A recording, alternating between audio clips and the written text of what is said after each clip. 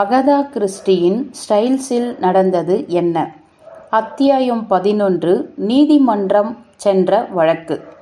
தன்னுடைய சித்திமுறை வளர்ப்பு தாயை கொன்றுவிட்ட குற்றத்திற்காக ஜானின் மீது மேற்கொள்ளப்பட்ட விசாரணை தொடர் 2 மாதங்களுக்கு பிறகு தொடங்கியது. இடைப்பட்ட வாரங்களில் இவ்வழக்கு தொடர்பாக நடந்தவை அதிகம் இல்லாததால் அந்நிகழ்வுகளை நேயர்களுக்கு சொல்வதை நான் குறைத்துக் கொள்கிறேன். ஆனால் இந்த நேரத்தில் எனது வியப்பு நிறைந்த பாராட்டுதல்களும் மனம் இறங்கிய அனுதாபங்களும் துளியும் மிகைப்படுத்தப்படாமல் திருமதி மேரி ஜான் மீது விளைந்து பெருகின என்பதை சொல்லித்தான் ஆக வேண்டும். அன்பு மேலோங்கி பொங்கி வழிய தனது கணவன் பக்கத்து குற்றமற்ற நியாயத்தை எடுத்து வீசி சீறி பாய்ந்தார் அவர். குற்றம் செய்தவர் என்று மட்டும் தம்பட்டம் கட்டிக்கொண்டு அலைந்தால் ஒன்றும் ஆகிவிடாது என போலீஸை விமர்சித்து இகழ்ந்து பேசி தள்ளினார். ஜானுக்காக நுனி முதல் அடிவரை போராடி தயாரானார். பாயிரோவிடம் மேரியின் இத்தகைய குணத்துக்கு நான் தலை வணங்குவதாக சொன்னபோது அவன் சிறு சிந்தனையோடு அதனை ஏற்றுக்கொண்டான். கெட்ட காலம் உச்சத்தில் ஆடும்போதுதான் மேரி போன்ற பெண்கள் அவர்களுடைய முழு தன்மையும் பிரகடனப்படுத்துவாங்க. இது நாள் வரை வெளியே தெரியாம அவங்களுக்குள்ளேயே இருந்த இனிமையான தர்மமான உண்மையான குணாதிசயங்கள் எல்லாம் ஒன்று கூடி இடுக்கண் அதிகமாக தாக்கும் போதுதான் வெளிப்படும். இது போன்ற பெண்களின் தற்பெருமை, மமதை, பொறாமை எல்லாம். பொறாமை? சட்டென இடைமறித்தேன். ஆமாம், அவங்க ஓர் அசாதாரணமான பொறாமை பெண் என்பதை நீ கவனிச்சதே இல்லையா? நான் குறிப்பிட்ட மாதிரி அவங்களுடைய பொறாமை எல்லாம் ஒரு பக்கம் தூக்கி வைக்கப்பட்டாச்சு. அவங்க கணவனை தவிர வேறு எதையும் தற்போதைக்கு நினைக்கல. தன் கணவனின் தலைக்கு மேலே தொங்கிக்கிட்டு இருக்கிற அபாயகரமான விதியை தவிர அவங்களுக்கு வேறு சிந்தனை கிடையாது. ஓ மேரி! மிக உணர்ச்சி பூர்வமாக அவன் பேசிக்கொண்டிருக்க கடைசி சந்திப்பின் போது பேசுவதா வேண்டாமா என அவன் மேற்கோள் காட்டி சொன்னதை நினைத்தபடி நான் கவனமாக அவனை பார்த்து கொண்டிருந்தேன். தளிர் துளிர் போல மென்மையாய் சொன்னேனே ஒரு பெண்ணின் சந்தோஷம் என்று. இப்போ கூட பாயிரோ என்ற நான் என்னால் நம்பவே முடியல என்றேன். பார், கடைசி நிமிஷம் வரைக்கும், ஏன் கடைசி நொடி வரைக்கும் அது லாரன்ஸ் தானேன்னு நான் நினச்சிக்கிட்டு இருந்தேன். பாயிரோ கேலியாய் சிரித்தபடி எனக்கு அது தெரியும் என்றான். ஆனால் அது ஜான், ஓ என் பாலிய நண்பன். எல்லா கொலைகாரர்களுக்கும் யாரோ ஒருத்தருடைய பாலிய நண்பனாகத்தான் இருக்கான் ஹேஸ்டிங்ஸ். தத்துவ குரல் எடுத்து சொன்னான் பாயிரோ. ஆசாபாசங்களை கொண்டு போய் காரண காரியங்களோடு நீ குழப்பிக்க கூடாது. இதை பற்றி நீ எனக்கு முன்கூட்டியே சிறு குறிப்பாவது தந்திருக்கணும் தெரியுமா? தெரியும். ஆனால் நான் அப்படி பண்ணலப்பா. ஏன்னா அவன் உன்னுடைய பாலிய நண்பன். ஜானுக்கு தண்டனை கிடைக்கும் என்று நினைக்கிறானா என பாயிரோவை கேட்டேன். என் முழு ஆச்சரியத்திற்கு தீனி போடும் விதமாய் நான் கேட்ட கேள்விக்கு முற்றிலும் மாறாக அவர் குற்றவாளி அல்ல என்று அறிவிக்கப்பட்டு விடுதலை அடையும் வாய்ப்புகள் தான் அதிகம் என்றான் அவன். ஆனா பாயிரோ என சாட்சிகள் இல்லாமல கைதாகியிருப்பார் என்று எதிர்க்க நினைத்தேன் நான். ஓ நண்பா, காரணம் கேட்காதே என கலவர மனத்தோடு என்னை நிறுத்திவிட்டான் அவன். என்னிடம் இது நிரூபிக்க சாட்சிகள் இல்லைன்னு எத்தனை தடவை நான் சொல்லியிருக்கேன். ஒருத்தன் கொலை பண்ணிருக்கான்னு தெரிஞ்சுக்கிறது ஒரு கலை. அவன் அப்படித்தான ஸ்திரமா சாட்சிகளை முன்னிறுத்தி நிரூபிப்பது வேறொரு கலை. இந்த வழக்கிலோ கையில் இருக்கிற சாட்சிகள் ரொம்ப ரொம்ப கம்மி. முழு சிக்கலே இதான். நான் ஹேர்கோல் பாயிரே. எனக்கு இந்த நொடியில் முழு சங்கதியும் தெரியும். ஆனால் சங்கிலியை பூர்த்தி செய்ய வல்ல கடைசி தொடர்பு கையில் இல்லை. அந்த பதுங்கி உள்ள தொடர்பினை நான் துரிதமாக கண்டுபிடிக்காட்டா கவலையோடு தலையை மறுத்து அசைத்தான் பாயிரோ. சில நிமிடங்கள் கரைந்தோட எந்த சந்தர்ப்பத்தில் நீ ஜானை முதலாக சந்தேகிச்ச என்றேன் நான். ஏய், நீ அவரை சந்தேகிக்கவே இல்லையா என்ன? ஆமண்டா. திருமதி எமிலிக்கும் அவருடைய மருமகனுக்கும் இடையிலான உரையாடலின் அந்த சின்னஞ்சிறு பகுதியை எதேச்சியா கேட்டியே, அந்த சாராம்சத்தை வச்சு.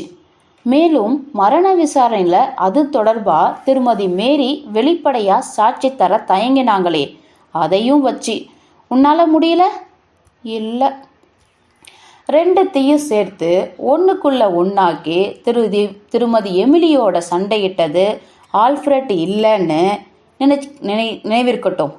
தான் தன்னுடைய அன்பு மனைவியோட வாய் தகராறில் ஈடுபடலைன்னு ஆல்ஃப்ரெட் மரண விசாரணையின் போது ஆணித்தரமாக மறுத்தார். அது ஜானோ அல்லது லாரன்ஸோ தான்னு உன்னால் அலசி பார்க்க முடியலையா? ஒருவேளை அது லாரன்ஸாக இருந்தால் மேரியுடைய வாக்குமூலத்தை நாம் ஒத்துக்கிடலாம், கணக்கில் கொள்ள வேண்டாம். லாரன்ஸ்க்காக மறைச்சி பேச வேண்டிய நிர்பந்தமே மேரிக்கு கிடையாது. ஆனால் அதுவே ஜானா இருந்தா மேரியுடைய மரண விசாரணை நடத்தை முழுவதும் சிரமம் இல்லாமல் தானே விளக்கப்பட்டுட்டது இல்லையா? ஓ, அப்படின்னா என உள்ளுக்குள் லேசாய் உடைந்து கத்திய நான், அன்று மதியம் திருமதி எமிலியோட சண்டையிட்டது ஜான். அப்படியே? இது உனக்கு முதலிருந்தே தெரியும்? சந்தேகமே இல்லாமல். திருமதி மேரியுடைய விசாரணை மன்ற நடத்தையை இந்த வகையில் மட்டும்தான் விளக்க முடியும். இருந்தாலும் அவர் தண்டனையிலிருந்து விடுவிக்கப்படலான்னு சொல்கிற? பாய்ரோ தோள்களை குலுக்கினான். அப்படியே. போலீஸ் காவல் விசாரணை நடவடிக்கைகளின் ஒரு பகுதியாக வழக்கு நீதிமன்றம் வரை கொண்டு செல்லப்பட்டு விசாரணை நடத்தப்படுவதை நாம் பார்க்கலாம். இருந்தாலும் அவருடைய வக்கீல் அல்லது வக்கீல்கள் எதிர்வாதம் எதுவும் செய்யாமல் வாயை பொத்தி கொண்டு பேசாமல் இருக்கும்படி ஜானை அறிவுறுத்துவாங்கன்னு தான் நான் நினைக்கிறேன். இதற்கான வாய்ப்புகள் தான் அதிகம். வாத பிரதிவாத விசாரணைகள் தொடங்கும்போது அத்தனை மறுப்புகளும் நீதிபதியின் முன் கொட்டப்படும். அதுவரை மூச். அப்புறம் இன்னொன்று, உனக்கு ஒரு முன்னெச்சரிக்கை தர விரும்புகிறேன் ஏஸ்டிங்ஸ். இந்த வழக்கில் என் இருப்பு தெரியவே கூடாது. என்ன? சொல்கிறத கேளு. சட்ட ரீதியாக இந்த வழக்கில் நான் எவ்வகையிலும் இணைஞ்சவன் கிடையாது. கூப்பிட்டாங்க, வந்திருக்கேன் இல்லையா? எனது சங்கிலியின் அந்த கடைசி இணைப்பை நான் கண்டு எடுக்கிற வரைக்கும் இவ்வழக்கின் சாட்சிகளுக்கு பின்னால் நான் மறைஞ்சிதான் நிற்கணும். அவருடைய கணவனுக்கு சாதகமாக நான் உழைச்சிக்கிட்டு இருக்கேன்னு தான் திருமதி மேரி நினைக்கணுமே தவிர பாதகமானு எண்ணக்கூடாது. ஏய், இது சுத்த ஏமாத்து வேலை. நான் எதிர்த்தேன். அப்படியெல்லாம் ஒன்றும் கிடையாது. குழம்பாதே, குழப்பிடாதே. நாம் இப்போ விளையாடி கொண்டிருப்பது ஒரு மாபெரும் புத்திசாலியான மற்றும் ஈவரக்கமற்ற ஆளோட. நம்மளை எந்த சக்தியெல்லாம் பிரயோகிக்க முடியுமோ அதையெல்லாம் உபயோகித்து முன்னேறணும். இல்லைன்னா நம் கண்களுக்கு முன்னாடி நம்முடைய விரல் இடுக்குகளுக்கு நடுவிலே நழுவி அவன் மறைஞ்சிடுவான். இதுக்காக தான் நான் பின்னணியிலேயே தங்கிட முடிவு செஞ்சிருக்கேன். இப்போ நடந்துகிற போலீஸ் நகர்த்துகள் எல்லாமே இந்த ஜேப் செய்திருப்பவை. ஆக அவரே அத்தனை புகழையும் அள்ளிக்கொண்டு போகட்டும். ஒருவேளை என்னையும் கூப்பிட்டு சாட்சி சொல்ல சொன்னா, பெரிதாய் சிரித்த பாய்ரோ, குற்றவாளியை காக்க போராடும் பக்கத்துக்கான, அதாவது எதிர்த்தரப்புக்கான சாட்சியாதான் அது இருக்கும் என்றான். என் காதுகளை என்னாலேயே நம்ப முடியவில்லை. குழப்பமாதான் இருக்கும் என்ற பாய்ரோ தொடர்ந்தான். ஆனால் கைது செய்திருப்பது சரியே என வாதிடும் கூட்டத்துக்கு எதிராக அவங்களுடைய தப்பான எண்ணத்தை தவிடுபொடி ஆக்குகிற மாதிரி பிரமிக்கத்தக்க சாட்சியை என்னால் தர முடியும். எது அது? அழிக்கப்பட்ட உயிலோடு தொடர்பு கொண்டுள்ள சாட்சி. ஜான் அந்த உயிலை அழிக்கவில்லை. பாய்ரோ போல ஒரு உண்மையான குறி சொல்லுபவனை பார்க்க முடியாது. அவன் சொன்னபவை அப்படியே நடந்தன. போலீஸ் காவல் நடவடிக்கைகள் பற்றி இங்கு நான் நேயர்களுக்கு விவரிக்கப் போவதில்லை. போர் அடிக்கும். உபயோகமற்ற பல விஷயங்களை திரும்ப திரும்ப சொல்ல வேண்டியிருக்கும். ஜான் மறுத்து ஒரு வார்த்தை பேசவில்லை என்பதையும், இதன் காரணமாக அவர் வாத பிரதிவாத விசாரணைக்கு அனுப்பப்பட்டார் என்பதையும் மற்றும் நறுக்கென்று சொல்லிக் கொள்கிறேன். லண்டனுக்கு வழக்கு போனது. செப்டம்பரில் அனைவரும் லண்டனில் இருந்தோம். அங்கேயே ஒரு சிறு வீட்டினை எடுத்து தங்கிக் கொண்டார் மேரி. பாய்ரோவும் கெவாண்டிஷ் குடும்பத்தோடு இருக்க அனுமதிக்கப்பட்டிருந்தான். எனக்கு வேலை லண்டனில்தான். ஆகையால் அனைவரையும் அடிக்கடி வந்து சந்தித்து பேசுவதில் சிரமம் இருக்கவில்லை. இந்நிலையில் பாய்ரோவின் படபடப்பு கொஞ்சம் கொஞ்சமாக மோசமாகிக் கொண்டே போனது. அந்த கடைசி தொடர்பு என்று அவன் அடிக்கடி பேசிக்கொண்டே இருந்தான். அது அவனால் கண்டுபிடிக்கப்படாமலும் இருந்தது. இப்படியே போய்விடுமோ என்றும் எனக்கு ஒரு பக்கம் மனசில் பட்டது. அப்படி ஏதாவது ஆகிவிட்டால் ஜானுக்கு விடுதலை என்பது இல்லாமலே போய்விட்டார். ஓ, மேரியின் அதோ கதி! செப்டம்பர் 15 அன்று குற்றவாளி கூண்டில் ஏறி நின்றார் ஜான். திருமதி எமிலியை வேண்டுமென்றே கொன்றவர் என்ற குற்றச்சாட்டுடனும் மறுப்பு சொல்லி நிரூபிக்க மறுக்கிறார் என்ற அறிமுகத்தோடும் அவர் கூண்டில் நிறுத்தப்பட்டார். லண்டனின் முக்கிய வக்கீலான ஹேவி வெதார் என்பவர் ஜான் குற்றமற்றவர் என வாதாட நியமிக்கப்பட்டிருந்தார். எதிர்த்தரப்பு வக்கீலான பிலிப்ஸால் தொடங்கப்பட்டு வழக்கு நீதிபதி முன் ஆரம்பமானது. இக்கொலை சமத்தியாக முன்னேற்பாடு செய்து அரங்கேறப்பட்டுள்ள ஈவரக்கமற்ற கொடுஞ்செயல் என்றார்.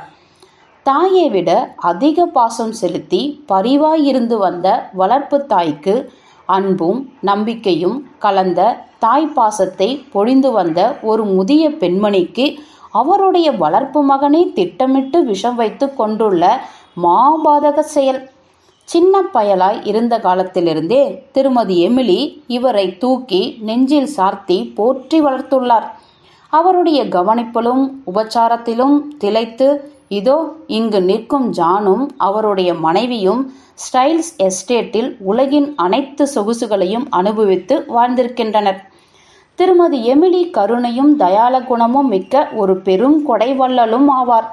இத்தனையும் பேசிய பிலிப்ஸ் ஒழுக்கமற்று சீர்கெட்டு போய் இருந்த பணத்தையெல்லாம் ஊதாரியாய் செலவழித்து தம்படிக்கு வழியில்லாமல் இங்கும் நிற்கும் கைதி பக்கத்து பண்ணையில் உள்ள திருமதி ரமோலா என்னும் ஒருத்தியோடு கூட்டு சேர்த்து கொண்டு சதித்திட்டம் தீட்டிதான் இக்கொலையை செய்து முடித்துள்ளார் என்றெல்லாம் குறிப்பிட்டுவிட்டு சாட்சிகளை அழைத்து இதெல்லாம் நிரூபிக்கவும் முடியும் என்றார்.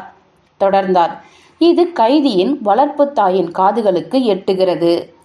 மரணம் சம்பவித்த தினத்துக்கு முந்தைய நாள் மதிய பொழுதில் மகனை அழைக்கும் அந்த தாய் இவரை கராராக கண்டிக்கிறார். வாக்குவாதம் எழுகிறது. அந்த வாய்ச்சண்டையின் சில பகுதிகள்தான் வெளியே இருப்பவர்களால் கேட்கப்படுகின்றன. இது முடிந்ததும் இந்த கைதி கிராமத்து மருந்து கிடங்குக்கு நேராக போய் கொலையின் கருவை வேறு ஒரு நபர் மீது திசை திருப்பிவிடும் வகையில் ஆள்மாறாட்ட தோற்றத்தை ஆயுதமாக கையில் எடுத்துக்கொண்டு ஸ்ட்ரிச்னைன் விஷத்தனை வாங்குகிறார். கைதி ஜான் ஆரம்பம் முதலே கருவி வந்த திருமதி எமிலியின் கணவரான திரு ஆல்ஃபிரட் போல தோற்றம் ஏற்படுத்தி கொண்டு விஷத்தினை வாங்கி வந்திருக்கிறார். திரு ஆல்ஃபிரட்டாக துளி கூட மறுக்க முடியாத அளவுக்கு இவரால் மாற முடிந்திருப்பதை கவனத்தில் கொள்ள வேண்டும். இத்தோடு நிறுத்தி கொள்ளாமல் ஜூலை 17 மதியம் பொழுதில் என்று தொடர்ந்த வண்ணமாயிருந்தார். மகனோடு மனம் உடைந்து பெரும் அளவுக்கு சர்ச்சையில் அல்லாடிய அந்த தாய் உடனடியாக ஒரு புது உயிலை தயார் செய்கிறார். அடுத்த நாள் காலையில் இந்த உயில்தான் திருமதி எமிலியின் படுக்கையிலிருந்து கணப்புக்குள் அழிக்கப்பட்ட நிலையில் கண்டெடுக்கப்படுகின்றது. ஆனால் அது திருமதி எமிலியுடைய கணவருக்கு சாதகமாக எழுதப்பட்ட ஓர் உயில் என்று சாட்சிகள் கிடைக்கப்பெற்றன. மரணமடைந்த பெண்மணி திருமணத்துக்கு முன்பே கைதிக்கே அனைத்தும் போய் சேரும்படி ஓர் உயிலை எழுதியிருக்கிறார். ஆனால் ஜான் நோக்கி அகங்காரமாக சுட்டு விரல் நீட்டுகிறார் பிலிப்ஸ். இந்த கைதி அதனை அறிந்திருக்கவில்லை. எதனால் மறுபடியும் ஓர் புதிய உயிலை மரணம் அடைந்தவர் மீண்டும் செய்திருக்க வேண்டும் என்று இவருக்கும் புரியவில்லை. அவர் மிக முதியவர். அப்படி ஒன்றினை முதலில் செய்ததை அவர் மறந்திருக்கக்கூடும். இதற்கு சாத்தியம் உள்ளது. இப்பொழுது சொன்ன காரணம் பிலிப்ஸுக்கு மிக பிடித்திருந்தது. இந்த உயில் அவரது புது திருமணத்தால் ரத்தாகியிருக்குமோ என்று கருதியிருக்கலாம். இந்த கோணத்தில் வீட்டில் பேச்சுவார்த்தைகள் நடந்திருக்கின்றன என்பதையும் கவனிக்க வேண்டும். இந்த சட்ட நுணுக்கங்கள் எல்லாம் அந்த காலத்து பெண்கள் கட்டுப்பட்டி தானே.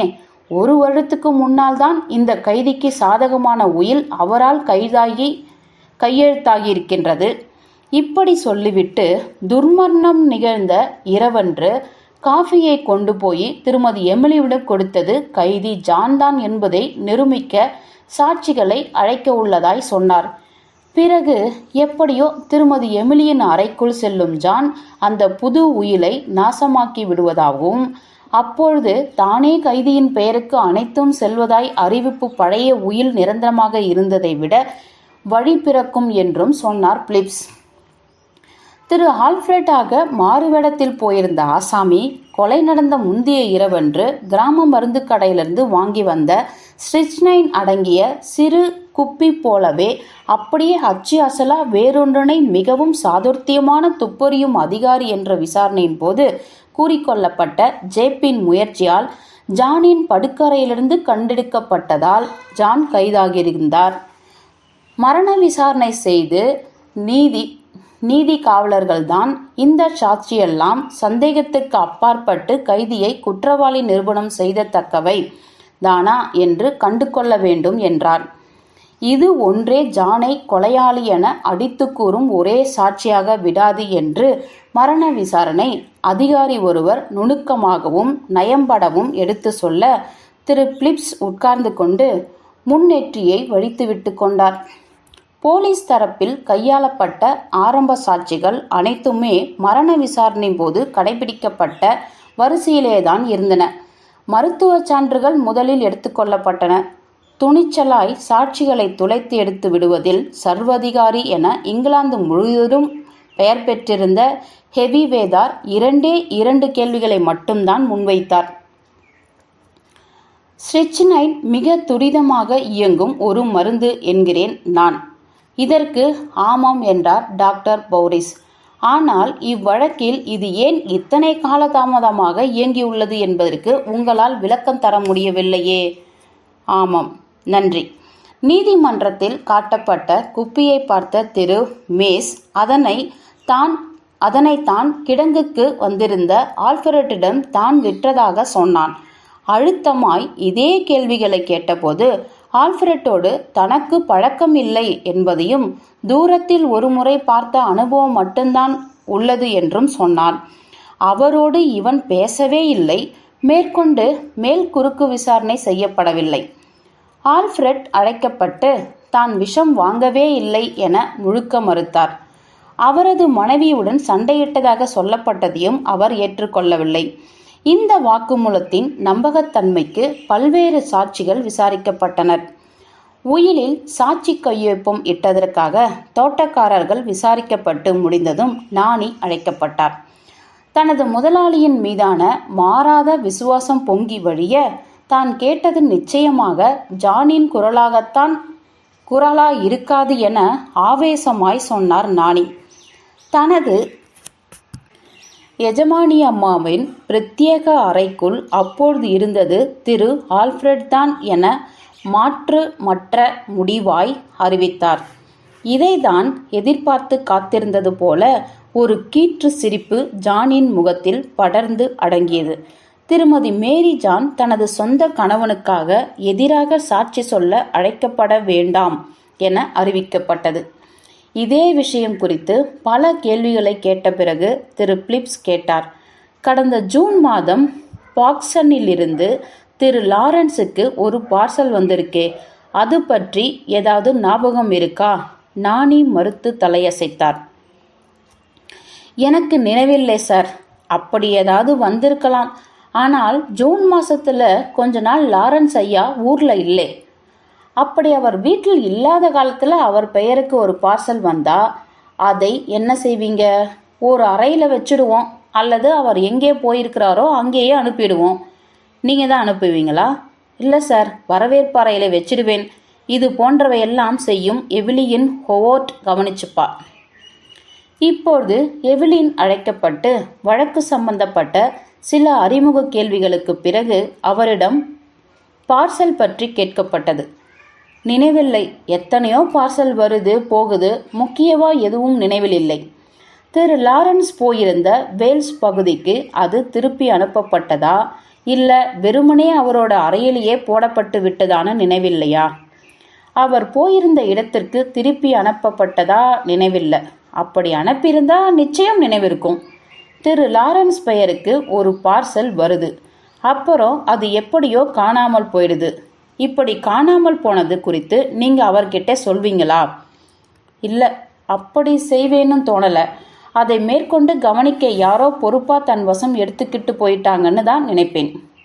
எவ்லின் ஹோவார்ட், இதோ இந்த துண்டு பிரவுன் தாளை நீங்கள் தான் கண்டெடுத்ததா கேள்விப்பட்டேன். ஆமாம், நான் தான். இதை ஏன் தேடி நீங்கள் போனீங்க? இந்த வழக்கை கையாள நிரூபிக்கப்பட்ட பெல்ஜியன் துப்பறியும் அதிகாரி தான் இதை தேடி பார்க்கும்படி என்னிடம் சொல்லியிருந்தார். இதை வெகு சரியா எந்த இடத்துல நீங்கள் கண்டெடுத்தீங்க? கைதி கூண்டில் நிற்பவருடைய துணி அலமாரியின் மேலிருந்து. கைதியின் துணி அலமாரியின் மேலிருந்தா? அப்படிதான் நினைக்கிறேன். நீங்களா பார்த்து தானே இதை எடுத்தீங்க? ஆமாம். அப்போது நீங்கள் எங்கேருந்து எடுத்தீங்கன்னு உங்களுக்கு நிச்சயமாக தெரியணுமே, அப்புறம் என்ன திக்கல்? ஆமாம் என்றார் சட்டென்று. அது கைதியின் துணி அலமாரியின் மேலிருந்து தான் இருந்தது. அப்படி? பாட்சனின் பணியால் விசாரிக்கப்பட்டான். ஜூன் 20 அன்று எல் கேவெண்டிஷ் என்ற பெயருக்கு அவர் கேட்டு எழுதியதின் பேரில் ஒரு கருப்பு தாடி அனுப்பப்பட்டதாய் சொன்னான். தபால் மூலம் கேட்கப்பட்டிருந்ததாய் சொன்னான். வந்த கடிதம் காட்டப்படவில்லை. எல்லாம் பட்டுவாடாக்களையும் ஒரு பெரிய நோட்டில் பதிந்து வைத்துள்ளனர். கருப்பு தாடியை எல் கேவெண்டிஷ், ஸ்டைல்ஸ் கோர்ட், எக்ஸெக்ஸ் என்ற முகவரிக்கு அனுப்பியிருந்தார். இப்பொழுது ஹெவிவேதார் பொங்கிக் கொண்டு எழுந்தார். கேட்டார், எங்கிருந்து அந்த கடிதம் வந்தது? ஸ்டைல்ஸ் எஸ்டேட்டிலிருந்து. அதாவது நீங்கள் பார்சலை அனுப்பியிருந்த அதே முகவரியிலிருந்து. ஆமாம். சரி, அந்த கடிதமும் அங்கிருந்து தான் வந்திருந்ததா? ஆமாம். இரையின் மீது பாயும் மிருகமாய் பாய்ந்தார் ஹெவிவேதார். அது எப்படி உனக்கு தெரியும்? எனக்கு புரியல. அந்த கடிதம் ஸ்டைல்ஸ்லேருந்து தான் வந்ததுன்னு உனக்கு எப்படி தெரியும்னு கேட்டேன். இப்போ புரியுதா?